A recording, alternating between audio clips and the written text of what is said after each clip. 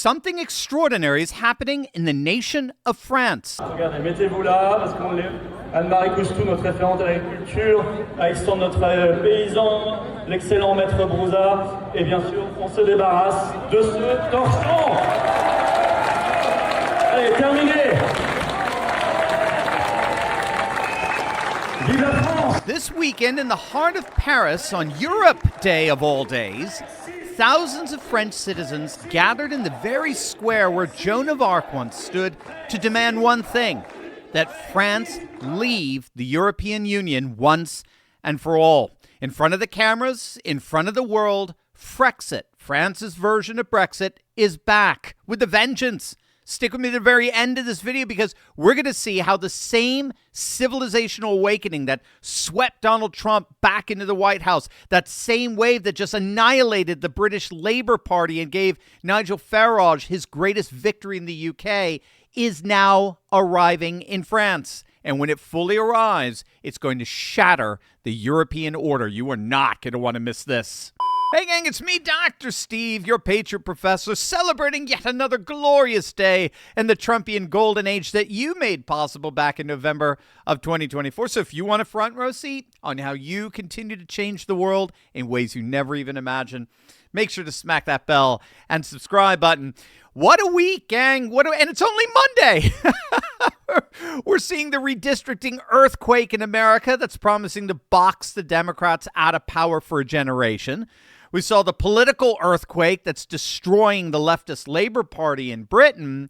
And now that same civilizational populism is exploding across the entire nation of France, because what's happening there right now may be the most dramatic, the most consequential, and frankly, the most fascinating story in all of European politics. This is the story of Frexit and what it reveals about the hunger of ordinary people everywhere to take back their nations from the managerial elite that have been running them into the ground for 30 years. So last Saturday, May 9th, was something called Europe Day. It's the EU's own holiday, and thousands of French patriots assembled together at the Place des Pyramides in central Paris for a massive Frexit rally led by former National Front firebrand Florian Philippot. And Philippot did not come to give a polite speech. He walked to the podium, held up an EU flag, called it a rag, and tore it in half in front of the roaring crowd. The message was unmistakable. This is not a movement asking for reform. This is a movement demanding exit, or better, Frexit, the withdrawal of France from the European Union modeled on Britain's Brexit, driven by sovereignty advocates who argue that EU membership costs France control over its border, energy policy, trade, and national identity. For years, Frexit was dismissed as fringe, as extreme, as peripheral, as something only Marine Le Pen's hardcore base cared about. But something has changed. The issue that is now breaking this debate wide open in living rooms and cafes, on national television, is energy, particularly its costs. On a recent mainstream French broadcast, a commentator noted that France used to have the cheapest electricity in the world.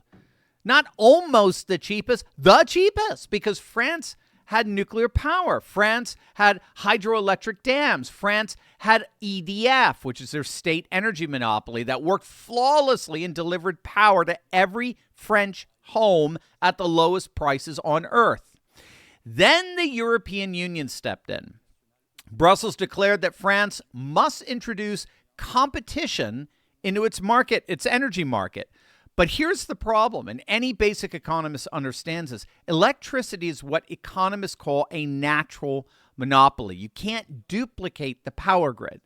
So when you force artificial competition into a natural monopoly, you don't lower prices, you actually raise them. You create what the commentator called parasites, middlemen who produce not a single kilowatt of electricity, who simply force EDF to sell to them at below market rates so they can resell it to French families at a profit. And then on top of that, you have the EU's Russia sanctions policy. France was buying cheap Russian gas and oil. That pipeline is now cut, not by French decision, but by Brussels decision.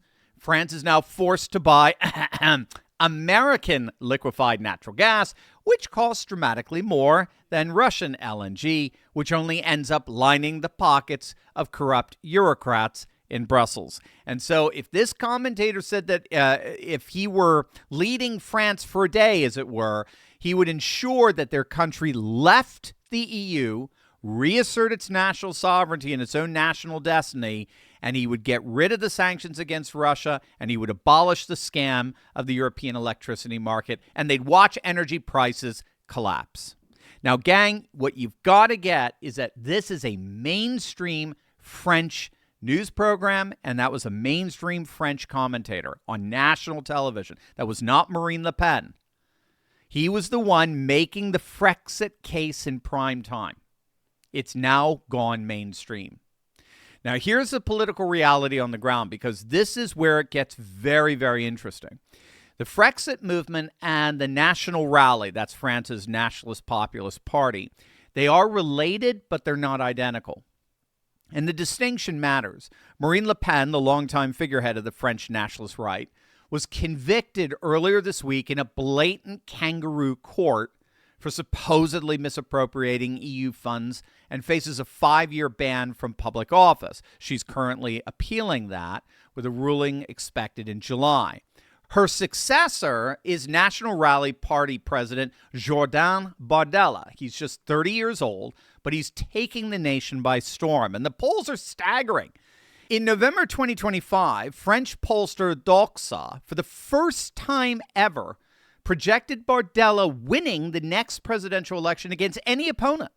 He polls at 38% in the first round, more than any other candidate by far. And then the models show him winning the second round, the runoff, against every single challenger they tested him against, including winning with 74% of the vote against far-left leader Jean-Luc Mélenchon. And the legacy media is already freaking out that either a Marine Le Pen win or a Bardella win means one thing: the end of France in the EU, and by implication, the end of the EU itself. Wait until you see this. But first, gang, let me ask you a question. Have you looked at the news lately and felt like no matter how hard you work, the global establishment it keeps finding new ways to drain your wallet? I mean, you're doing everything right, but between the geopolitical chaos and the economic uncertainty, it just feels like relying on a paycheck or 401k just isn't a safe plan anymore.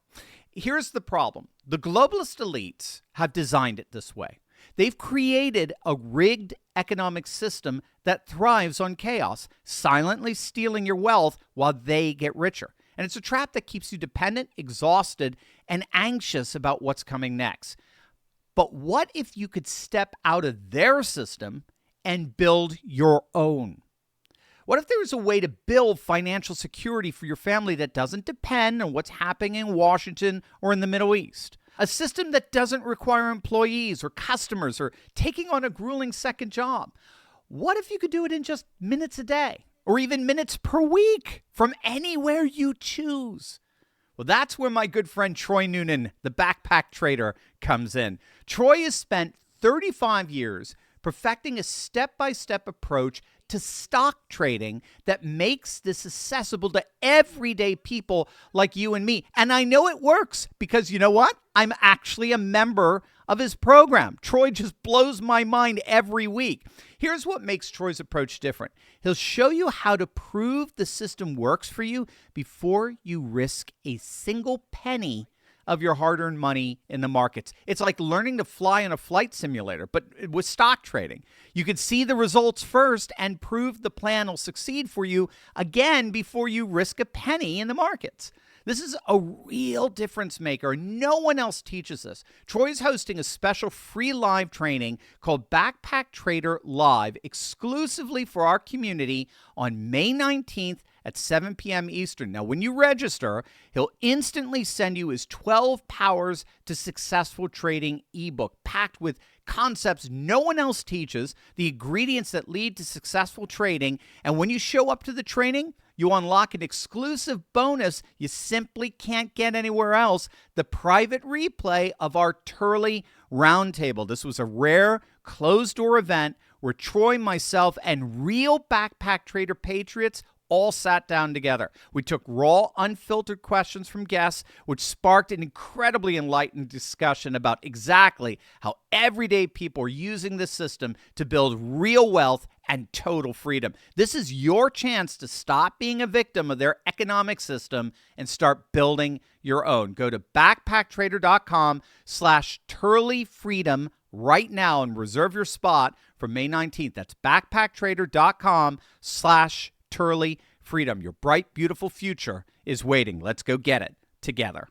Now, what's very interesting with the dynamics within the National Rally Party is that the leadership has actually softened its Frexit position over the years. The official National Rally program has shifted from demanding a Frexit referendum to demanding EU reform from within. But this is very crucial to understand. 53 to 59% of National Rally voters personally support leaving the EU. Nearly 60%, that according to the latest YouGov European survey.